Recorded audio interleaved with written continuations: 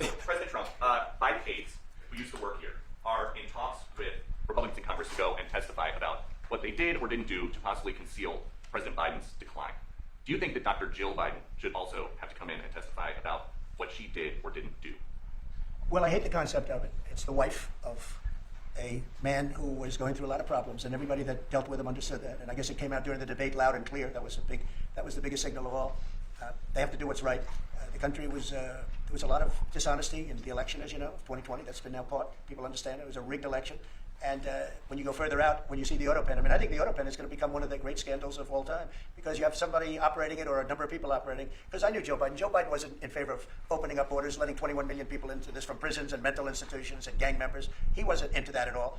And you know, who signed these orders, proclamations, and all of the different things that he signed that set our country so far back? That was so bad for our country. But the auto pen, how would it work? Like we're in the Oval Office right now. If there was a group of rogue staffers that worked for you who wanted to advance a bill or an executive order without your knowledge, how could they do it? How do they well, it's very hard because I'd read your newspapers or your media the next day and I'd say, well, I didn't approve that, and I would find it. I mean, they wouldn't get away with it for long because I'd say, I never signed that. Who the hell signed that?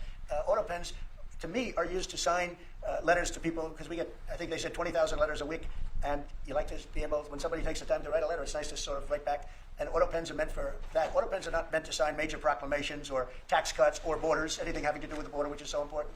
And if it happened on my watch, I would be able to see it because the next day or sooner I'd be reading about something that I knew nothing about, and who the hell signed this? So I almost never use the auto pen. In fact, yesterday I was signing about 81, I think it was 81 proclamations and statements to people that I think should be signed by us. I think when you write letters to foreign dignitaries or presidents or prime ministers, you should be signing those letters, not done with auto pens. I understand he signed almost everything with an auto pen. It's a very dangerous thing. It really means you're not president. Whoever operated the auto pen, and we think we know who that is, and it was actually more than one person, but that's not what the presidency is all about. I hardly use the auto pen.